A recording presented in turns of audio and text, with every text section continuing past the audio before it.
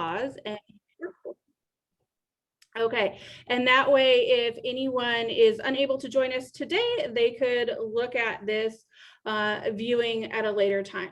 I'm also going to drop in the chat for you the slides that are being shared today. So again, welcome.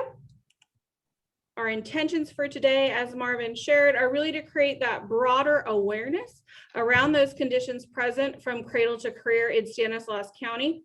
We will focus most of our deeper dive in data around that 16 to 24-year-old age range, which is really where the youth empowerment work is focused right now, and really develop some common understanding as to why starting youth empowerment focused work was really important to the Cradle-to-Career Partnership, and then also City Ministry Network and all of you. I will say that we have the next 90 minutes pretty well packed for you. It should be fast paced. Hopefully we'll keep your attention. There are no scheduled breaks, so please take care of you. If you need to walk away for a moment, please do so. We invite you to interact with the chat. You guys have been great with your body language and those reactions, and so keep it up. We're going to do some introductions. We're going to context set. Whenever we talk about data, it's really important that we're really kind of on that same page in how we're talking about data. Why a cradle to career approach? And as I said, diving into that work that's really led into the Youth Empowerment Alliance formation. So to start out with, just go ahead and throw in the chat, please, your name, the organization in which you represent. And if you have a curiosity around data, what is it? What are you most curious about? Why did you decide to spend some time with us this afternoon? So we're going to put that in the chat box now.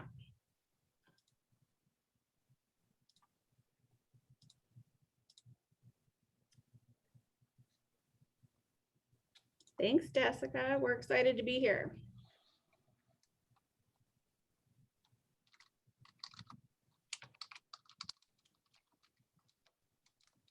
Well, thanks, Amy. We hope that you feel we're amazing at the end of this session as you do right now.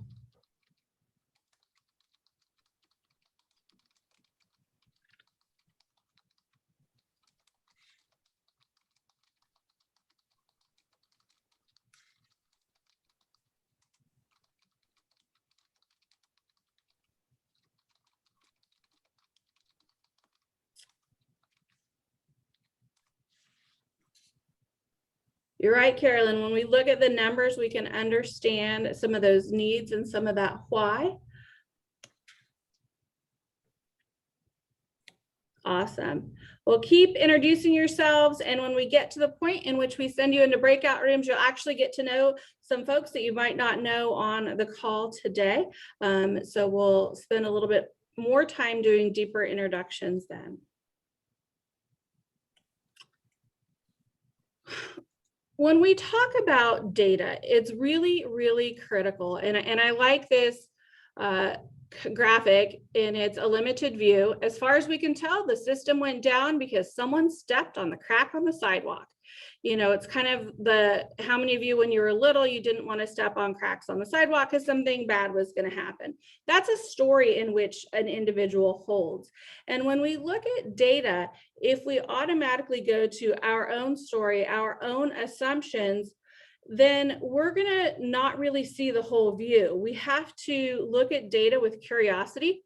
And when I say data, everything is data in terms of who shows up in a space, how they react, how a student performs on an assessment. It's qualitative, it's quantitative, it's all of the things. And you really have to dig and have an intention around deeply understanding data. And that's the space we hope you join with us today, is just really stay open, stay curious, and we're excited to share some numbers with you.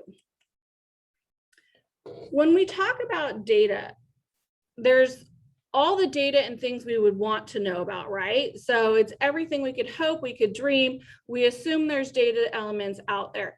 In reality, we're constrained initially in a data conversation around what data is available. And then we have to develop an agenda and figure out how to collect and curate data. And so part of the work within the partnership and part of the work within the Youth Empowerment Alliance is going to be to go out and do some digging, some fact finding, some collecting of what already exists. It's also important that we look at the data as a whole, so a population of Stanislaus County, but then in all of the different ways that we can disaggregate it by gender, by race, ethnicity, socioeconomic status, by geographic neighborhood, because all of these different lenses point to different lived experiences and different opportunities that a same data set, so third grade reading, for example, might be universal, but it shows up in different ways. And so if we're going to target opportunities for a specific population or understand which population is situated furthest from opportunity, we have to slice it and dice it in all of the different ways and make some meaning out of it. We chose to take a cradle-to-career approach in looking at data and starting a partnership back in 2018, because when you, as you'll see, when you look at the current conditions in Stanislaus County, it scaffolds and it impacts up the trajectory and down the trajectory. So if you look at kindergarten readiness, that's impacted by birth rates, that impacts third grade reading and high school graduation rates and the individual's success in going on into college. And there's opportunity at all levels. And so that's why we're looking at that broad picture, and then we'll narrow it down. I also want to share that when we look at a particular data metric, like third grade reading, which we'll look at today. So that's pretty easy for folks to understand. The kids are either reading at grade level or not reading at grade level when they're in the third grade.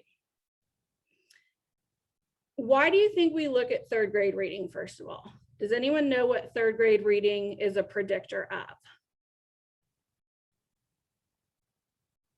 And this is the point you can unmute. You can pop it in the chat. Feel free to raise your hand. This is Janet. Is it either, gosh, I feel like it's been a while. Is it either can determine dropout or high school graduation rates versus dropout rates? Yes, it is one of these biggest single predictors of if a child will graduate from high school or not.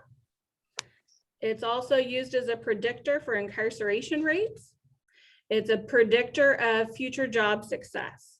So even though you think, well, gosh, you're talking about a third grader, it really has an impact later in life.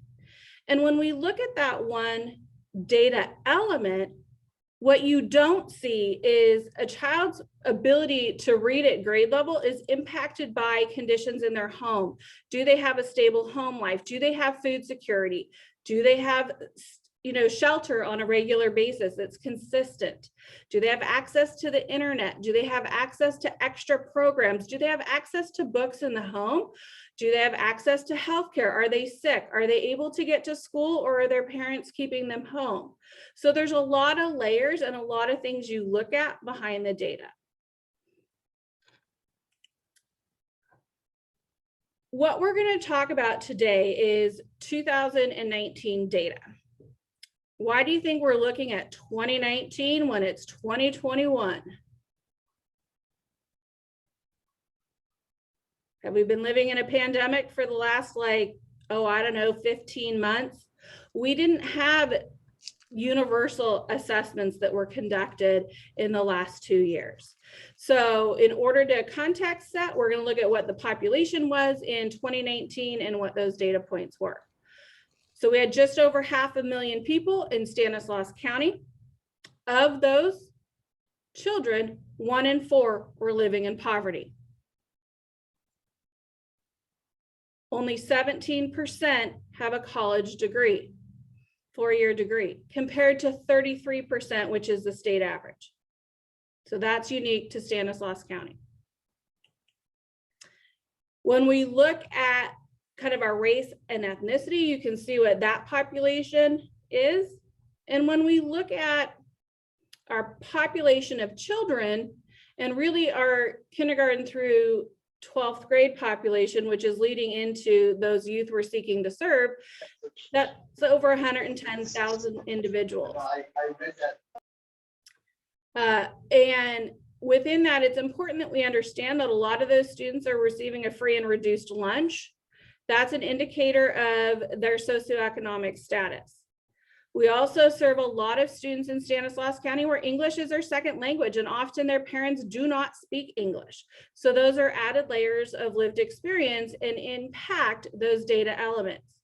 We also have students with disabilities. So when we look at a data element, we need to look at, are we being inclusive? Are we being equitable in those strategies we're seeking?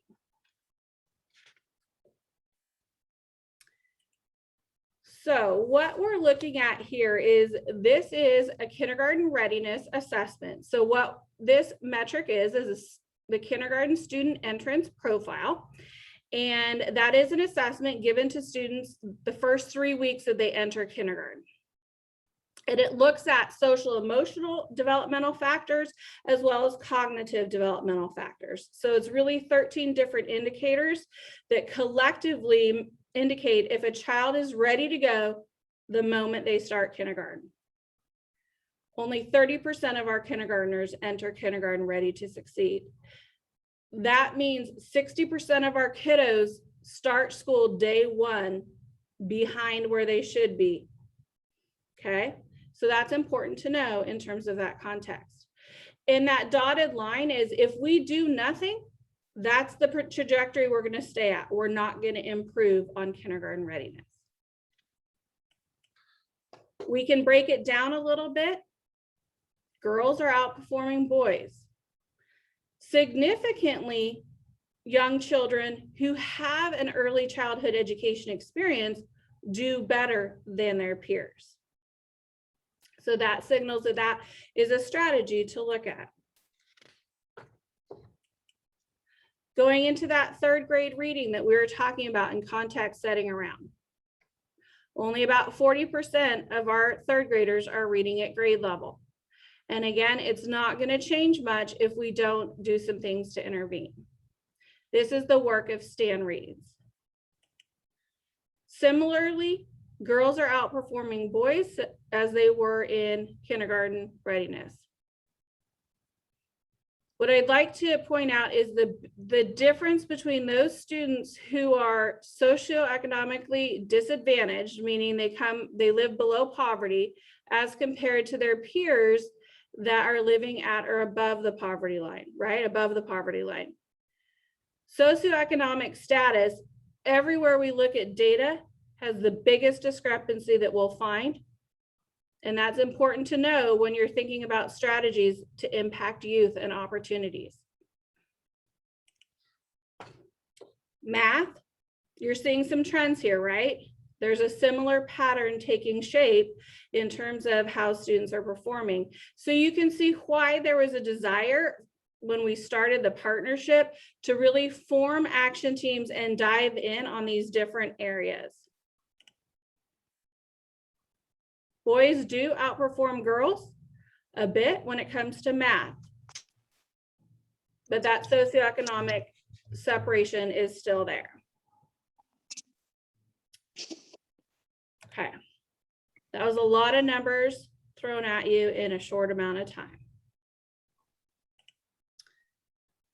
Any reflections, anything surprising? Is that exactly what you thought it would be when we're talking about our younger kiddos?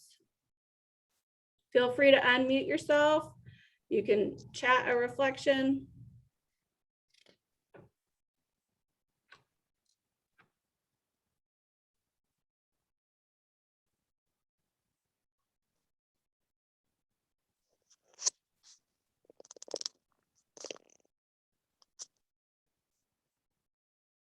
Anything surprising, or is it things that you maybe already knew?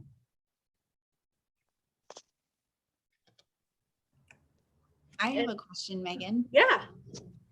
So with the census data that's come up like incrementally, is that because there wasn't like a standard something that was sent out, right? Like via schools or whatever, like how have you seen those numbers that the census has collected in connection with the numbers that you already have existing? For example, like individuals who have four-year degrees or, you know, graduating from high school, because I know that those are also some markers that were asked.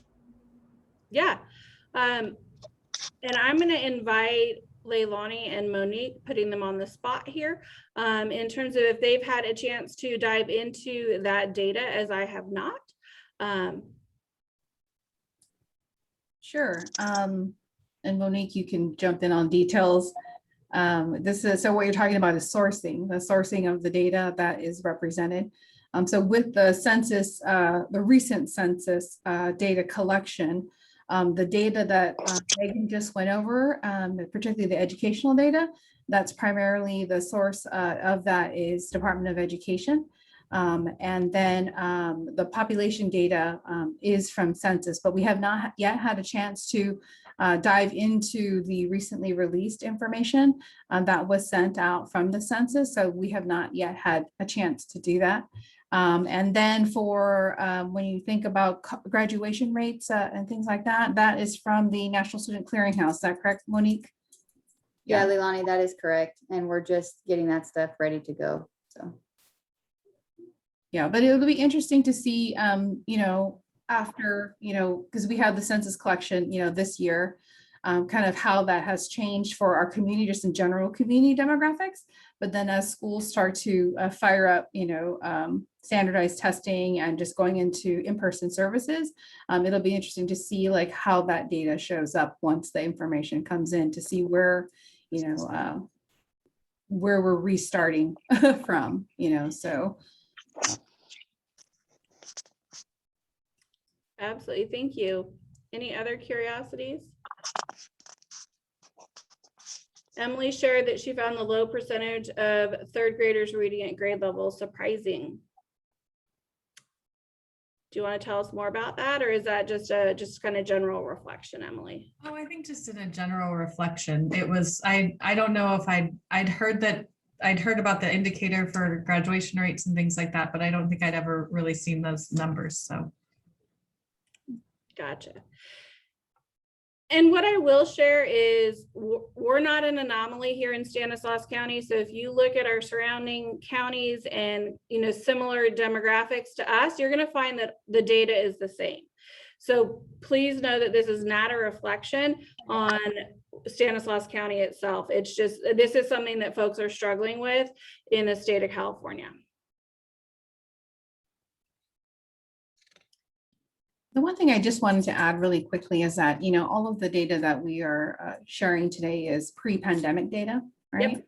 And so pre-pandemic data, if you think about it, you know, we were generally speaking kind of like at the height of the economy. People had jobs. I think our unemployment rate was like, you know, 3.2 or 5, you know, I can't remember the percentage off the top of my head, but it's pretty low.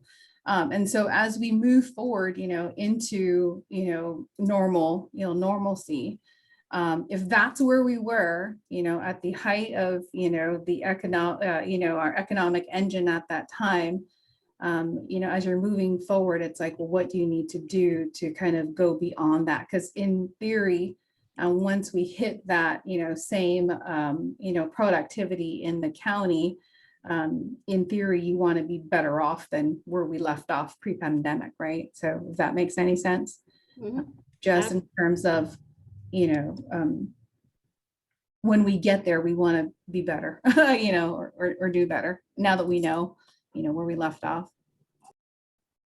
Thank you for that. Hey, Megan, this is Craig. Yep. Has there been any discussion on any adjustments to the goals within, especially the reading levels, with the anticipation that scores are going to dramatically decrease reading levels due to just the pandemic? Does that impact the full direction, I guess, of Cradle-to-Career in this area? Yeah, that's a great question. And really what it is to answer your question is no, that kind of North Star of all students reading at grade level doesn't change. But certainly the conditions of the pandemic where students were in the home, access really varied greatly. Distance learning is not the same as in-person learning, especially when you're teaching young children how to read. So really in those early grades, you're teaching children how, you know, they're learning to read and then they're reading to learn. And so it really has a lot of impact because for those kids who weren't reading at grade level, they may not have been able to access their curriculum in grades 4, 5, 6. What it will impact, Craig, is the strategies. So one of the things, and some of the conversations really have centered around parent engagement and how to support parents. And so some of the response during the pandemic was really targeted at that. And then how do we support students through that recovery of any potential learning loss that we know is going to happen? Students did take a modified version of that same assessment this year in some districts. Other districts chose to do a local assessment because they felt like they could make more immediate meaning to then respond, especially come the fall with that. Can I add to that too, Megan? Craig, the other thing that especially Stan Reeds did to kind of pivot is, in the absence of that type of data, is really looking at the qualitative, going down to, instead of having that whole like greater view up here, but really more the user view, and then starting to engage in system leader empathy interviews and really start mining out what are some other data points that maybe the data, well, lack thereof, or maybe it didn't point to a certain direction before, but let's get talking to parents and families and system leaders. So they are pivoting that way as well. And Mary, that is an absolute great segue to our next conversation. And we're going to do a little group data dive into some data elements really targeting students in high school and in the workforce. So Mary, why don't you share with folks what this is going to look like? Okay, so this is the time that normally if we were in a big room, which we may be soon, I don't know, but this is when we would do what we would call a gallery walk, right? Where we move around, we look at the data. There's always danger with presenting data and going straight to solutioning, creating a story and going to a solution. And so really what we want to do at this time is to look at it, wonder, be curious, notice some things. And so you're going to be into at least 3 different groups. Within your group, you're just going to put some Post-its on a Jamboard. And again, no solutioning. We're just going to get curious. We're going to notice things. We're going to wonder things. And then we're going to put those on the board. And then later we're going to see if we maybe have some common themes and different reflections and things, maybe even things that maybe we missed or didn't consider before, just looking at numbers. So we will be broken out into breakout rooms. Megan's going to set that up for us. We will have a facilitator in each group, myself, Monique, and Leilani. So we will invite you to put things on a Post-it in Jamboard, but if you need assistance, we will be more than happy to do that. We will have about 5 minutes per slide. There's 5 slides. And so as we left off at Stan Math, we're going to go into Stan Future. So really looking at the young people. So high school, completion, post-secondary, and career. All right. So I'm going to send you into your breakout rooms, and you can ask your breakout room host if you have any questions, need any clarification, and they will assist also with the technology.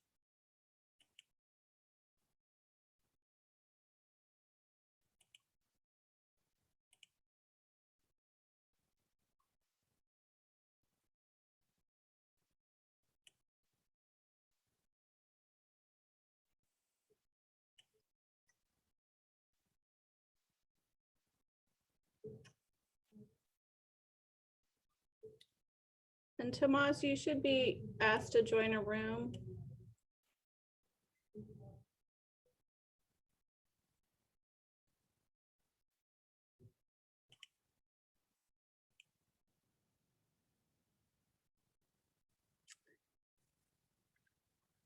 So I think you're the first group back. Lots of reflections.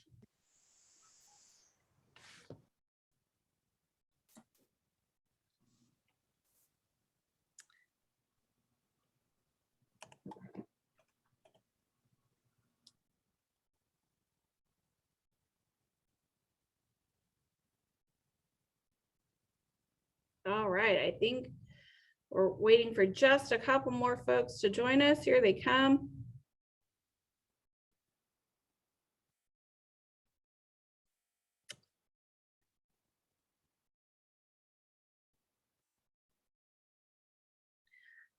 All right, it looks like we have everyone back with us. First of all, how did that feel? Great conversations. Thank you, Patty, for being with us as long as you could. So lots and lots of sticky notes. So let's just talk about, how does it feel to look at big data, not knowing a lot of context? Feel free to unmute, chat.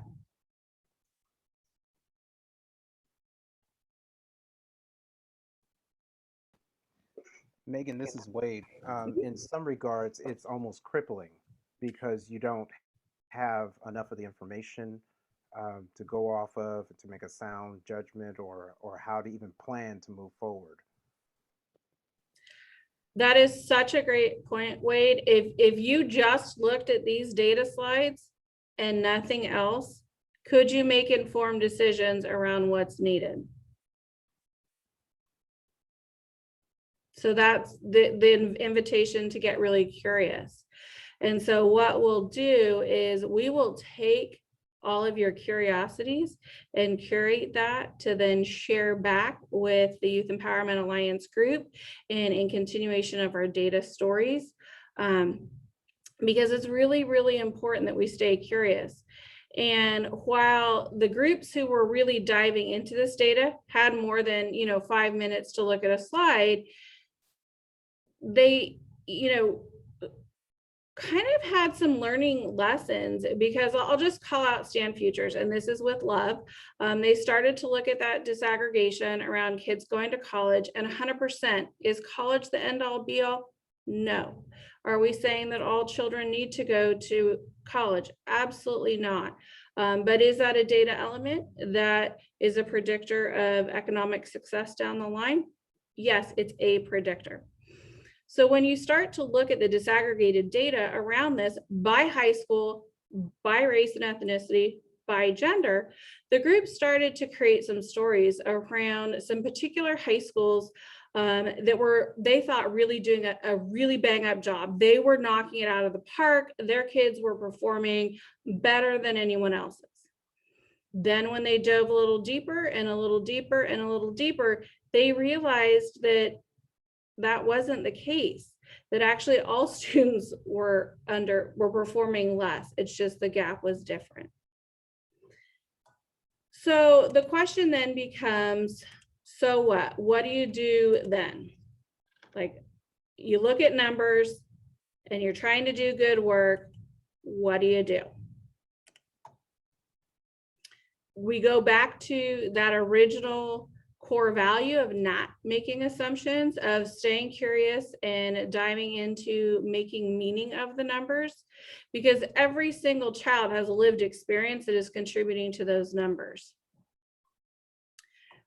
The groups then dove into empathy interviews and system leader interviews. And so the empathy interviews, for example, we're looking at students who are in high school who are wanting to go to a higher education institution and what that lived experience was like.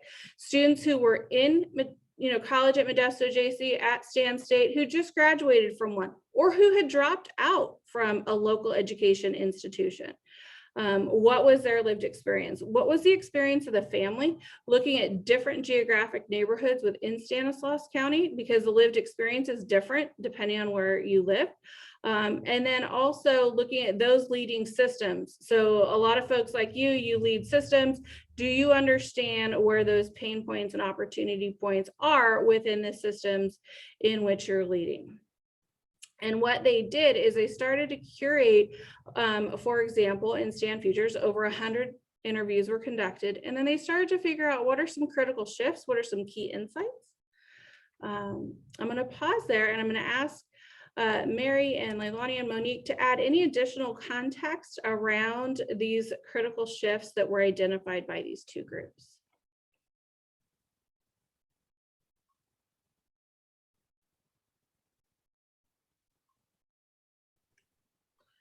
So I'll just add that, similar to the conversations that we're having or the thoughts that were being shared during the data walk, you started going deeper and deeper into what are some of the different things that are causing, right? What are some different things that we're saying we want to see something different? So what is our future state? This is showing us what's happening right now, but what is that future state? What does it look like that we want?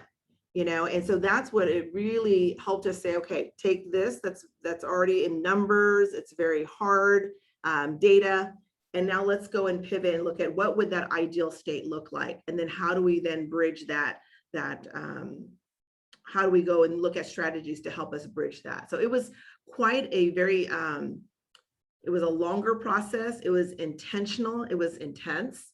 There were a lot of great conversations, and what came out of it again is that theme of curiosity, really being curious about why certain things were happening. That's what I really appreciated seeing, just even in this group, people being curious, asking some different questions, needing then to maybe follow up and go and dig a little deeper too. But that's how you're going to unroot what are some of those things that help us shift into that future state. So the Stan Futures team ended up landing around 3 specific future states that had to do with building relevancy for youth in school, which those of you that work with youth in school, that's a very common thing.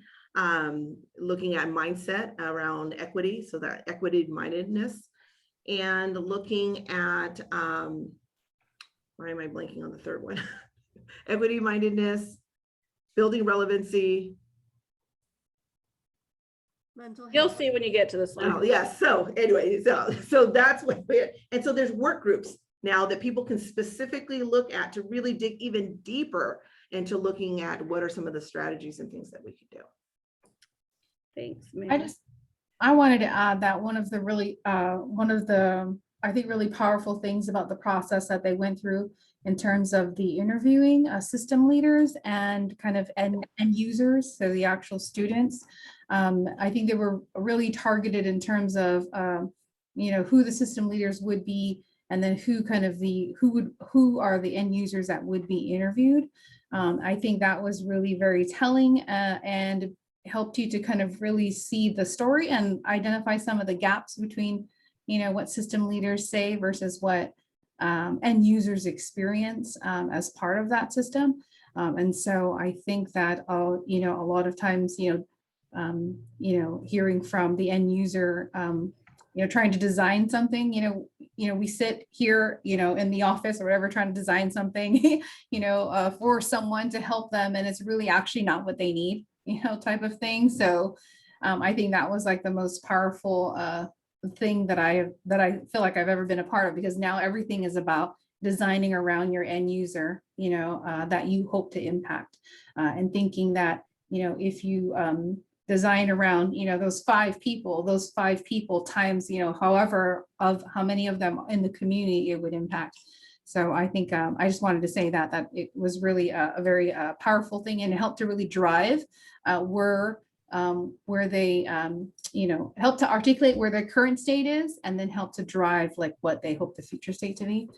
So I just wanted to comment on that. Thank you, Leilani.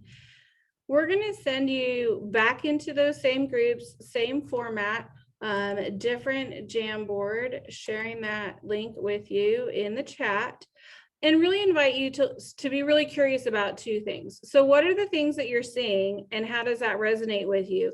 And then 2, coming from a youth empowerment viewpoint, which is why we're here, what are the things that you've been curious around youth empowerment? Are there already conversations happening? If so, where is that? And then how do you join the conversation? And then what's missing? Okay.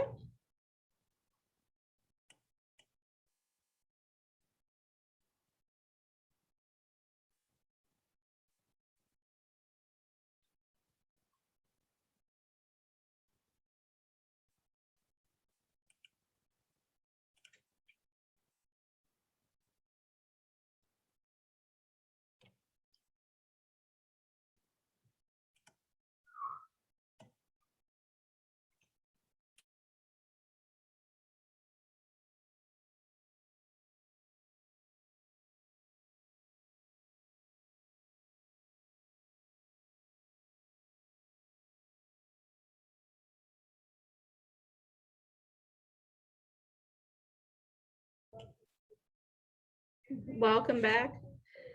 We'll give the others a few minutes to rejoin us, and then we'll wrap up our conversation.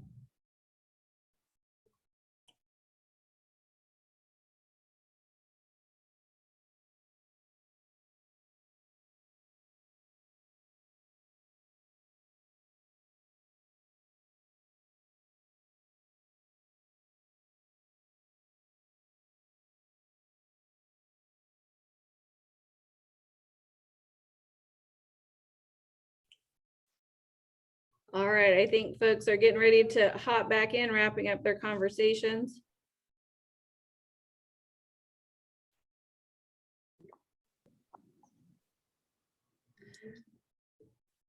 All right, I think we have everyone back with us. So if you thought the first dive was fast and furious, I'm guessing you're feeling really incomplete with your curiosity, with your conversations, seeing some nods, some hands going up. Yes. And that's perfect. We want you to be in a state of curiosity. We want you to be in a state of wonder. If there was something that was listed there in one of those critical shifts that you're like, that's my passion in life, we invite you to join the conversations where they're already taking place. But what I want to open up some curiosity for today is when we think about youth empowerment and this broader vision of making sure that young people have the tools, the resources, the things they need to, maximize their education, their career potential, their community experience, their whole person lived experience. What is it that you're curious about? Feel free to unmute yourself or chat what you're feeling right now.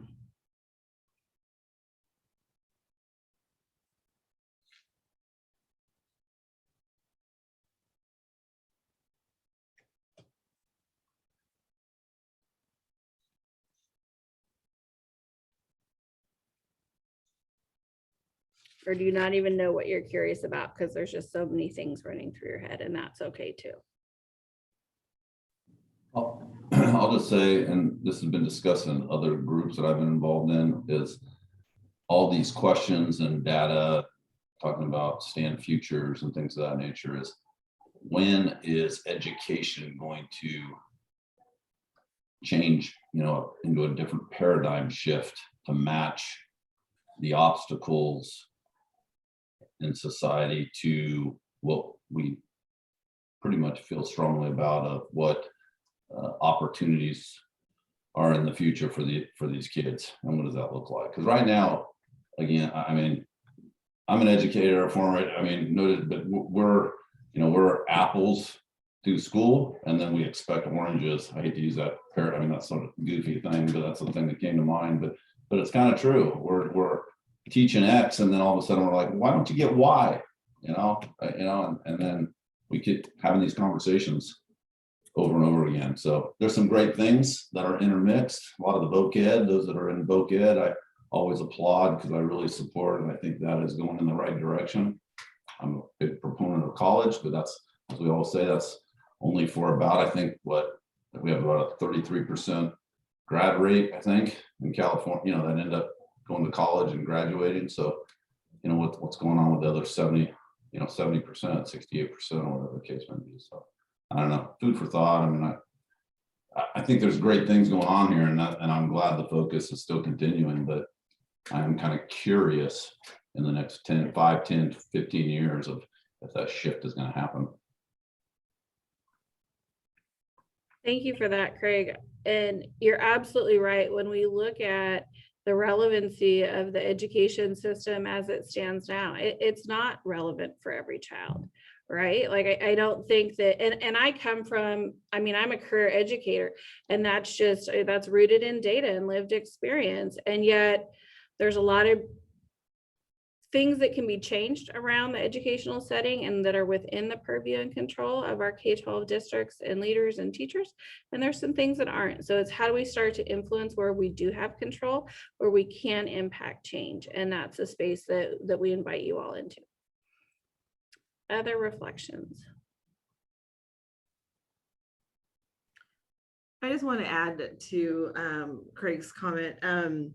I think a lot of us that are on here are very passionate, and we're doers. I think it's and it takes time. I also, career educator, shifted over to collective impact, really thinking about, I'm a doer. I want to be able to engage other doers to get to testing things, prototyping. What's really exciting about some of the work groups from these critical shifts is that under building relevancy, they're looking at 3 different pilot ideas, right? And so trying and testing things out, because we have to to get people to see what it even looks like or what's even possible. So you can tell from my energy here, that's my passion. That's what gets me going. That's why I left going from the school side to that, so that we can start doing and starting to put some work in there, getting some data, translating it for people, because you're right, Craig. It's been a long time. We're talking about the same kind of thing, you know, so let's get to it. So let's get to work. Thanks, Mary. And I would invite you to be curious around what impact you can have as a faith leader, as a nonprofit leader, as a community leader, as a parent, as a young person. You know, we all have influence within the different circles in which we operate, you know, city leaders, city government, and we have to really look at how can we take complementing strategies to really kind of chip away at the systems. Just because they are the way they are now doesn't mean that's the way they need to be. And they need to be designed to meet the needs of all individuals in Stanislaus County to bring about equitable results.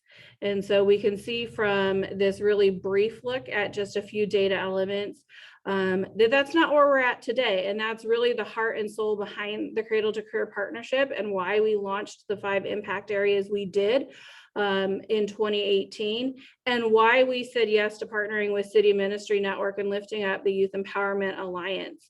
And the work we're doing here in Stanislaus County is exciting because we're bringing cross-sector leaders together. We're looking at creative solutions that fit our local context and our local conditions. This is Stanislaus County. There is no other place in the world that is just like us. And so we need to design solutions for the young people living here today. And what's really exciting, and just for context setting, even the work we've been doing within those action teams that you saw a little bit about today, that's why Strive Together invested $250,000 in working with these initiatives. And that's the dollars we're able to regrant to you within the Youth Empowerment Alliance. So working together as a community in a different way to disrupt those systems that Craig highlighted, like that's being noticed. And we're excited that we're able to then invite you into designing those solutions with us. So I know that was a whole lot of information in a very short amount of time. I will share one last time with you in the chat box, in case you missed it, the slide deck. The slide deck does have all of those data slides that you saw. We will take all of your comments that have been listed within the Jamboard and share that with the team designing the blueprint for this work that we're all undertaking. I will, say again, it's an open invitation to join. If you are interested in joining any of those critical shifts areas, this is on that last slide, but I'll put it up here today. Please reach out to myself, to Mary, Monique. We're here to connect you because it's our really goal to connect the great work that's happening across Stanislaus County. We don't need to reinvent the wheel, but we need to think differently, and we need to create change now for the youth across Stanislaus County. So I'm going to stop there. Just open up any final reflections. Feel free to chat out anything you want, any last thoughts for us. We appreciate you spending time with us today. Your insights and your comments and your questions are data for us, and that's how we get better at creating those solutions. Do you know if we're going to have like a follow-up conversation as a network around these topics? I'm pragmatic, and so my brain is trying to figure out, well, this is very academic and wonderful, but now what? So I was just curious, like, it'd be kind of cool to have whatever our upcoming meeting to be more to discuss some of these issues, because I think you made the comment earlier that or Wade did, that this is just a snapshot and there's a lot of assumptions and some I don't necessarily agree with, and I think it'd be kind of nice to be able to just hash out what does it look like, boots on the ground with our kids. So absolutely, Ken, and I'll invite any of the other folks who are leading different conversations. That's really our intention, with the blueprint design team, and really looking at what are the things we need to know more about, both within the large Youth Empowerment Alliance and within smaller groups as we start to identify some strategies.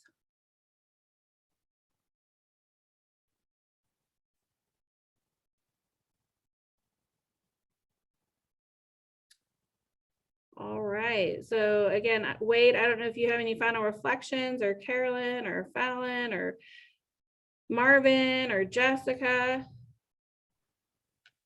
No, I just want to thank you, Megan, for taking the time with everybody. And I do apologize for not being in the whole thing. So don't roll your eyes. I was, I would rather have been with you, but thank you, Megan. And we're going to continue this. I know all of us are busy. Some of you are going to, quite a few of you are taking vacations in July, and school's ending here soon. So I know you're all exhausted. So I hope you'll take care of yourself and get some time taking care of your family and whoever else needs to happen. So, and as Maria said, it's great data. So.